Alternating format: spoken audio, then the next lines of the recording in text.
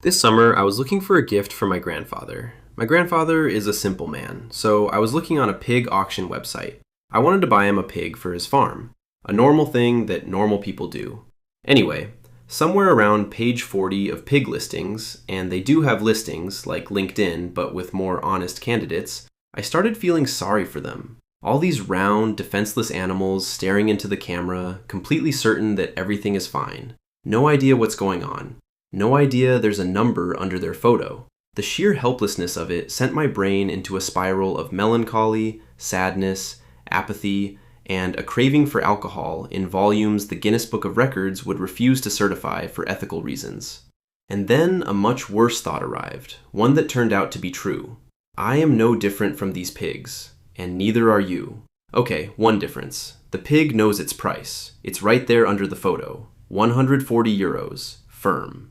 You, meanwhile, have spent 15 years being told that if the product is free, you are the product. Great quote. But nobody has ever shown you the receipt. If I'm a product, I have a price tag, a real number in real money. So I went looking for mine. I found two numbers, and they hate each other. Start with the companies that farm me directly. Meta publishes a metric in its financial reports called ARPU, Average Revenue Per User. You are the you. In 2024, the average human on Meta's apps generated about $57 in advertising revenue. The average American, around $230. Congratulations, premium livestock. Google doesn't publish a per-user number, but divide its ad revenue by its users and you land in the same barn. A few hundred more. Stack Meta, Google, TikTok, and Amazon's ad machine together, and one American internet user produces several $100s. Per year. Forever. You are a subscription service that pays them. So that's my price? A used PlayStation per year? Flattering, honestly. But then I checked what I actually sell for on the open market, and this is where it gets insulting. There's an entire industry, data brokers, whose whole job is packaging and reselling people. Thousands of data points per human. Income, address, habits, health, your approximate emotional weather. And their rate cards aren't secret. When the Financial Times built a calculator from real broker price lists, general information about one person came out to half a tenth of a cent. $0.0005. Even the spicy attributes, your debts, your diseases, trade for cents per name, in bulk, like screws. For context, the raw chemicals in your physical body, the carbon, the water, the frankly disappointing amount of gold, are worth a few dollars. Your entire digital soul retails for less than your phosphorus. And phosphorus never even had dreams. So, platforms harvest hundreds of dollars a year off me, but the me product costs half a tenth of a cent. Both numbers are real, which means the money was never in the data at all. Wait, what was I doing? Oh, right, buying a pig at an auction. Yeah, about that. Here's where the money actually lives. Every time you open a website or an app, in the 100 milliseconds before the page loads, an auction fires.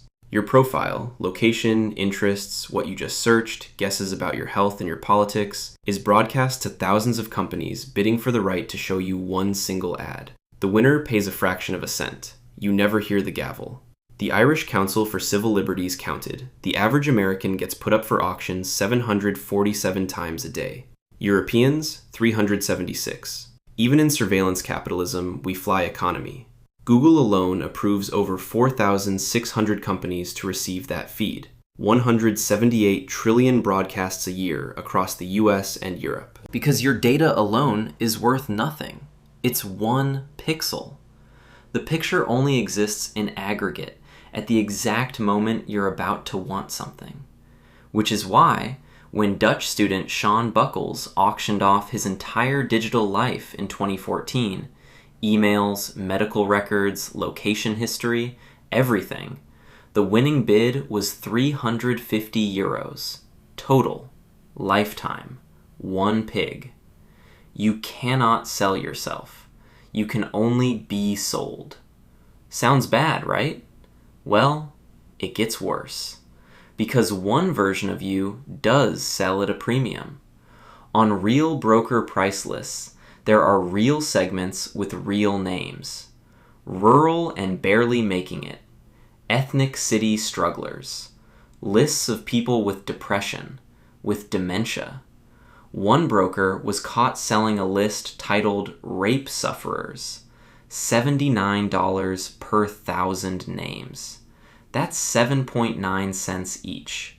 Which means, if you're keeping score, that being a victim makes you roughly 160 times more valuable than being a person. On your best day, you're worth 0.5 of a cent. On your worst day, you're premium inventory. The auction pays the most at the exact moment you can afford it least. That's not a glitch in the system. That is the system, working exactly as designed. So how much is my data actually worth? 3 answers.